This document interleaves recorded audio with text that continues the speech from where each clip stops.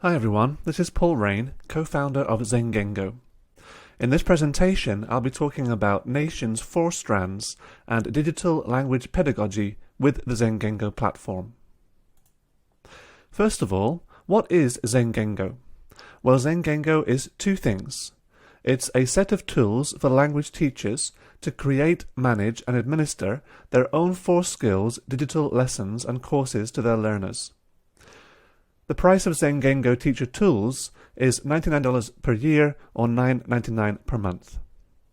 Secondly, we have a system called ZenGengo Academy. This is a content solution for global English learners with hundreds of pre-made listening, reading, writing and speaking lessons. ZenGengo Academy is purchased by students and costs 800 yen per semester or 1,800 yen per year. ZenGengo is a cross-device compatible and cross-browser compatible language teaching and learning platform. It works on tablets, laptops, desktops and smartphones, and any modern browser, including Chrome, Firefox, Edge and Safari. As a web app, there is nothing to download and it will work directly within your browser. It includes 10 assignment types, covering all 4 language skills of listening, reading, writing and speaking.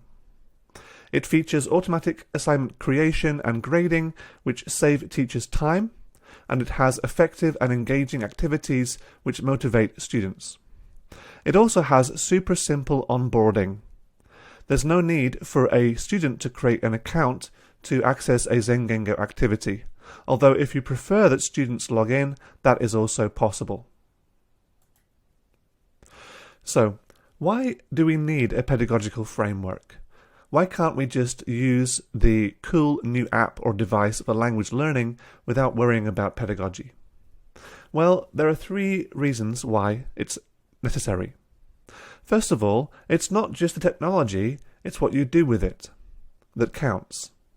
You can't just have a new app or a new device and expect the students to improve their language proficiency just by having the device in the classroom.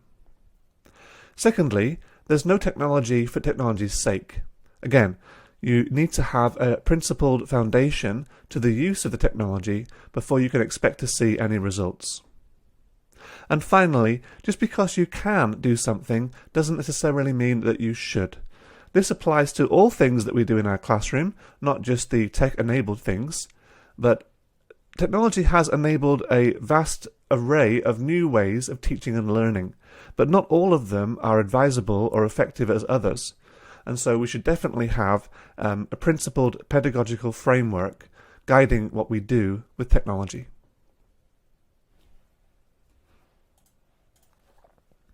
This brings us to Nation's 4 strands framework. Nation's 4 strands framework, as the name suggests, consists of 4 distinct strands. Each strand is just as important as any other, and therefore Nation recommends that any good course of language learning includes 25% comprehensible input, 25% meaning-focused output, 25% fluency development, and the remaining 25% of form-focused instruction. Starting with comprehensible input, this is largely derived from the work of Stephen Krashen that language is learned by understanding messages in the L2. Anything that makes such messages more comprehensible is a good thing. So, for example, subtitles on videos would make language more comprehensible, so subtitle videos could be an effective way of learning a language. Gestures and pictures and other things like that would also make language more comprehensible. However, Krashen believes that comprehensible input is necessary and also sufficient condition for language learning. But for Paul Nation and other scholars and other linguistics, it's simply one of the 4 strands.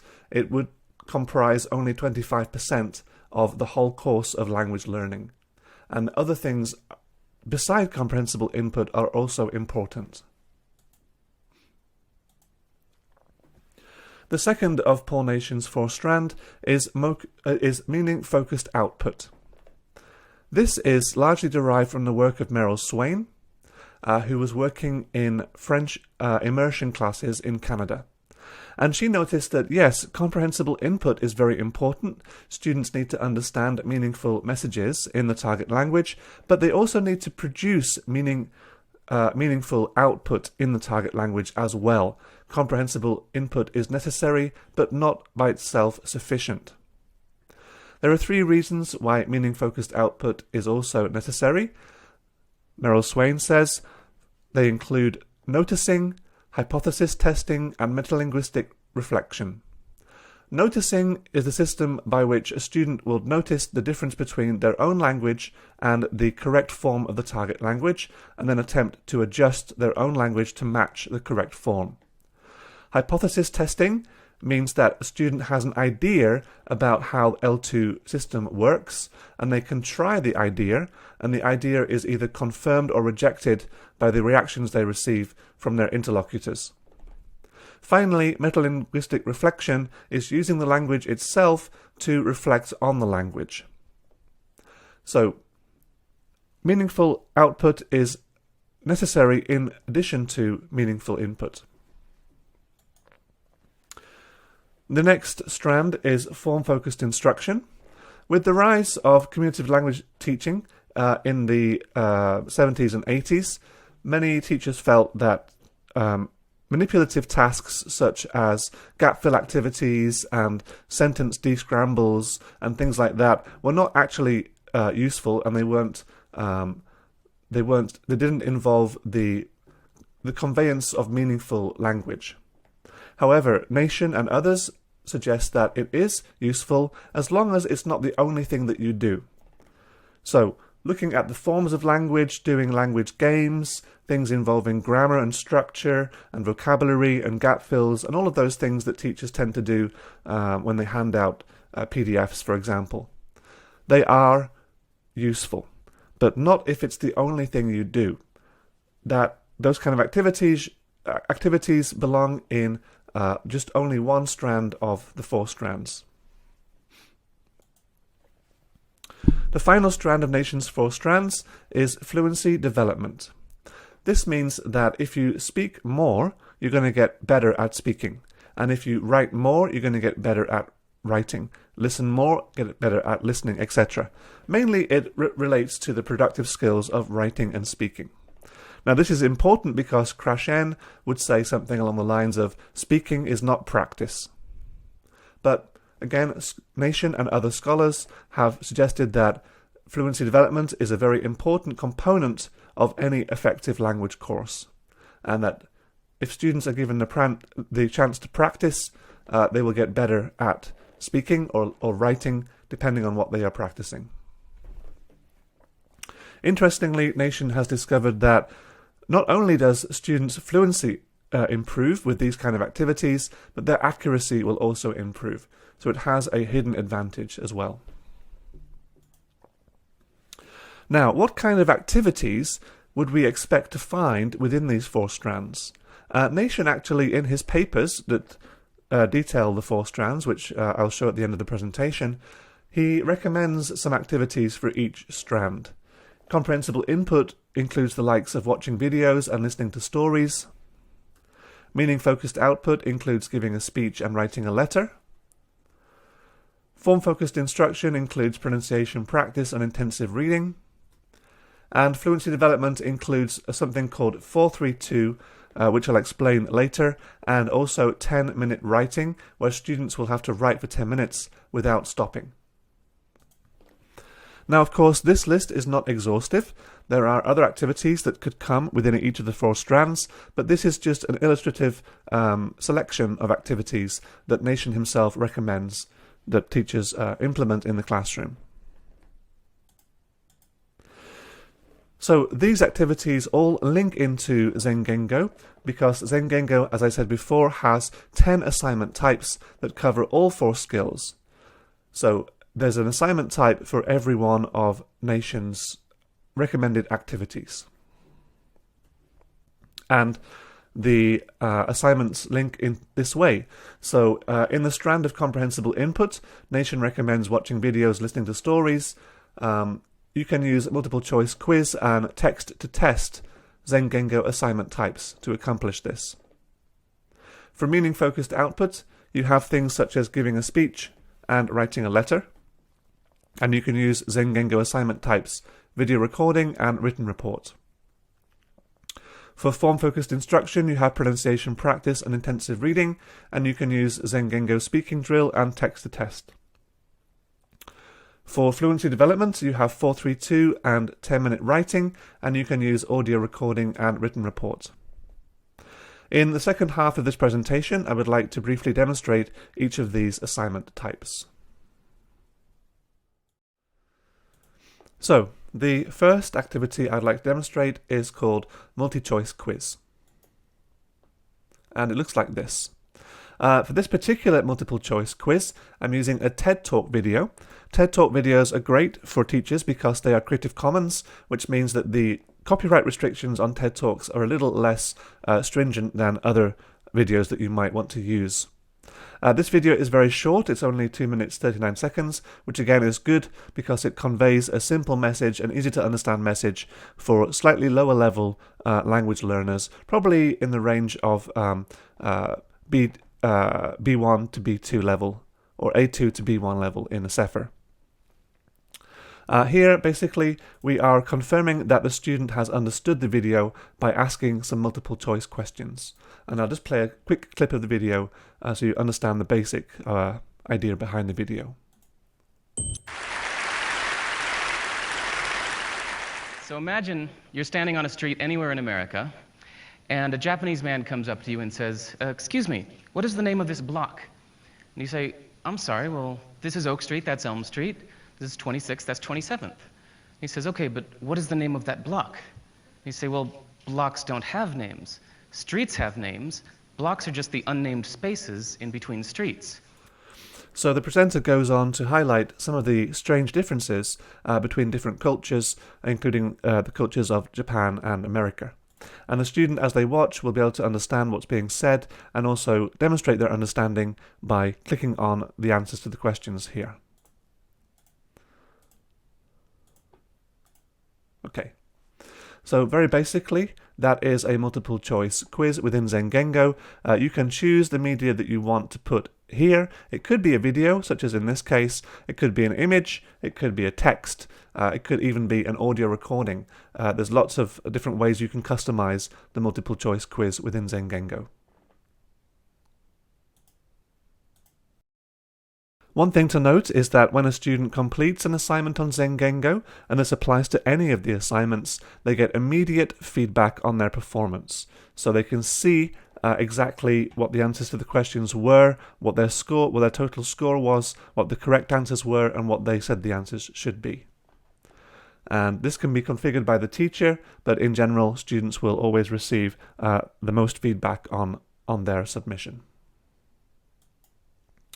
The next activity is something called text to test, and this can be used to convert a text into a listening activity.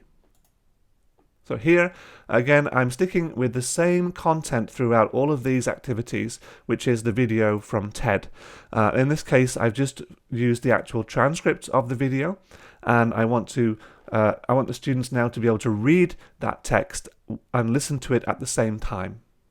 So, imagine you're standing on a street anywhere in America and a Japanese man comes up to you and says, "Excuse me, what is the name of this block?" Now, in this case, the text is being read by synthesized voice. ZenGengo includes a variety of synthesized voices, including male and female voices, adult and children voices, and different accents such as US English, Canadian English, Australian English, etc. So you can actually customize the voice on the activity as well. And as you can see, as students listen to the text, it is highlighted and they can read it and follow the text very easily. So, imagine you're standing on a street anywhere in America and The next part of text to test consists of multiple parts, is to check the meanings of words in context. So here, certain words have been selected because of their importance to the narrative, and just hovering your mouse over the word, this shows a definition of the word. And in this case, the definitions are shown in English, but it is possible also to use L1 definitions, such as Japanese or other languages as well.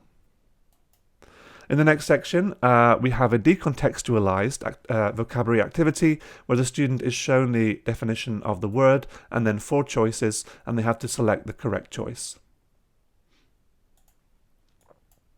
So again, this is following Nation's suggestions that we need to learn vocabulary, or students need to learn vocabulary, not just in a contextualized way, where the words are shown in the containing text, but also in a decontextualized way, where the words are removed from the text and there's no context given to their usage. Both of those are important according to Nation.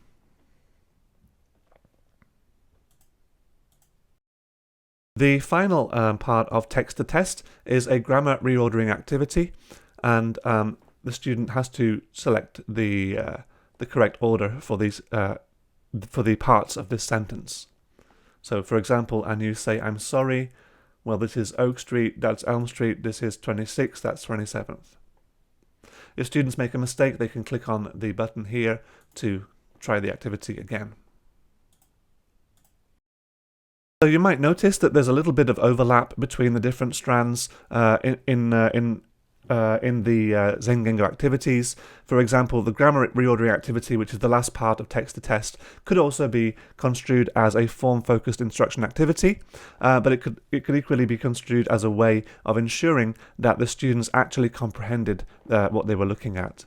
So there is a little bit of overlap between the activities and the strands here. The next activity I'd like to show you is meaning-focused output and giving a speech. So you can use the ZenGengo video recording assignment type to allow students to give a speech about a certain topic. In this particular example, I have defined a prompt, which again is connected to the video. Paul Nation talks about linked skills, which means that students study the same material in multiple different ways. First of all, it might be using a speaking activity, and then a writing activity, and then a reading activity, and then a listening activity. This is what Nation refers to as linked skills, and is a much more effective way of teaching than having different material for each skill. Here I just have a question, which is give a short speech about a weird culture from your own country or a country you have visited. Some examples might include visiting a shrine or doing omikuji in Japan, going trick-or-treating in the US, taking Chinese herbal medicine. This is an example from the video. Students will simply click on Set Up Camera, and then according to the device they're using, it could either be a webcam on a laptop or a PC, or it could be the built-in camera on a smartphone or a tablet. The ZenGengo platform will allow them to record a video. The next activity recommended by Nation is writing a letter, and this is again part of the meaning-focused output strand, and for this we can use a ZenGengo written report activity type. Click on the link, and again we have the same prompt. Again, because of linked skills, we want the students to do the same activity or the similar activity across different skills. And here you can see that I've already started this previously. I just have to click on the continue button to continue writing. And as I write, you can see that the word count is increasing down here. Now, this can be configured by the teacher. You can set a minimum number of words if you'd like the students to write at least 50 words, for example. You can also set a target number of words if you'd like to grade the assignment. And the assignment is graded according to the number of words the student actually wrote, divided by the number of target words multiplied by 100. Now, if the student writes a word that is not English or is not spelled correctly, it is not included in that total. And again, the student would submit the assignment, and that would go directly into the teacher's dashboard. ZenGengo also provides some feedback on submitted text and picks up any grammatical or spelling mistakes that have been included in the submission. The next activity, and we're on to the next strand as well, is form-focused instruction and pronunciation practice, and here we can use an activity called speaking drill. This allows the teacher to specify a certain number of phrases, and the student will then be required to listen and repeat or to read the phrase aloud.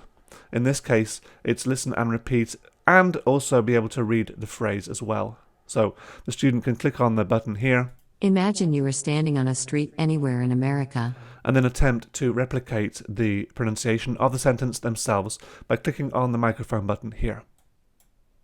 Imagine you are standing on a street. Now, if I only say the first part of the sentence, or I don't pronounce the words very clearly, I will get question marks and not checks. If I pronounce the whole thing in a comprehensible way, I will get checks all the way across. Imagine you are standing on a street anywhere in America. So that is speaking drill. Next, we have an activity called intensive reading, and this again is done through text-to-test, which has already been demonstrated. So some of the activities, as I said before, there's a little bit of overlap between the activity types and the ZenGengo assignment types.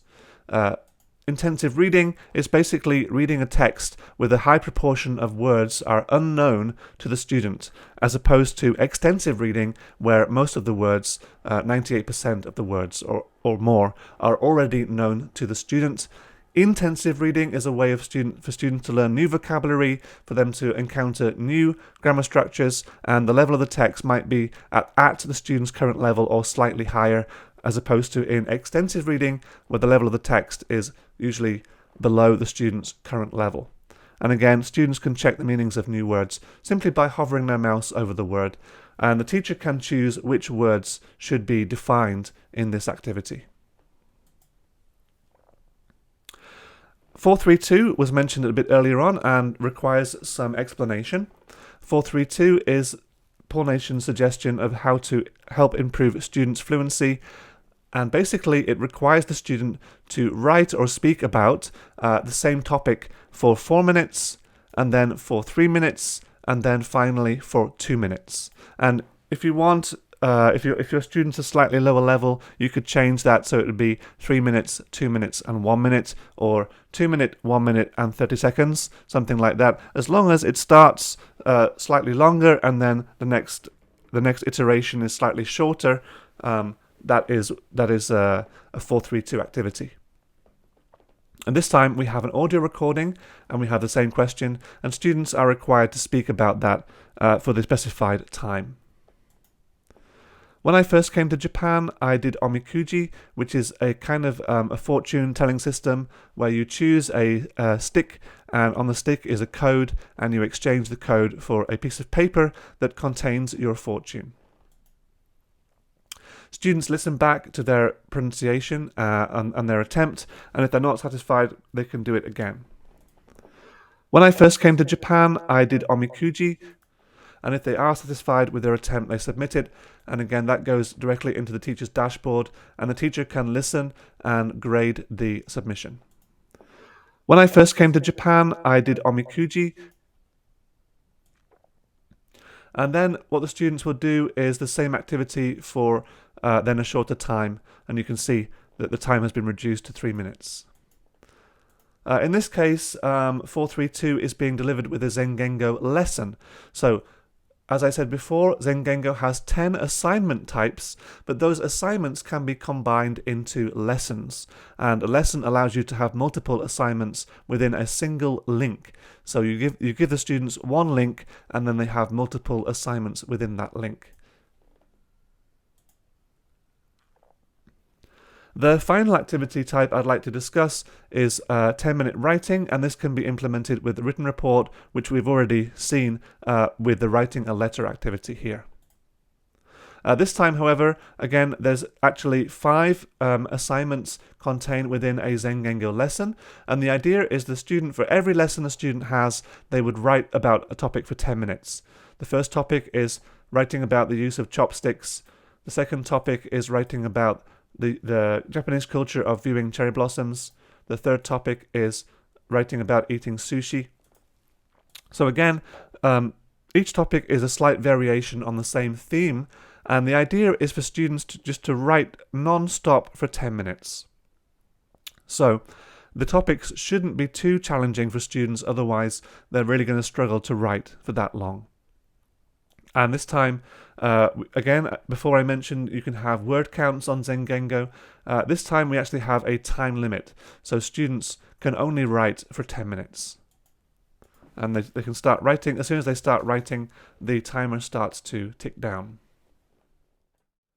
So thank you very much for listening to this presentation. I invite you to try out the ZenGengo platform, and if you have any questions at all, please feel free to contact me, paul@zengengo.com. Thanks very much.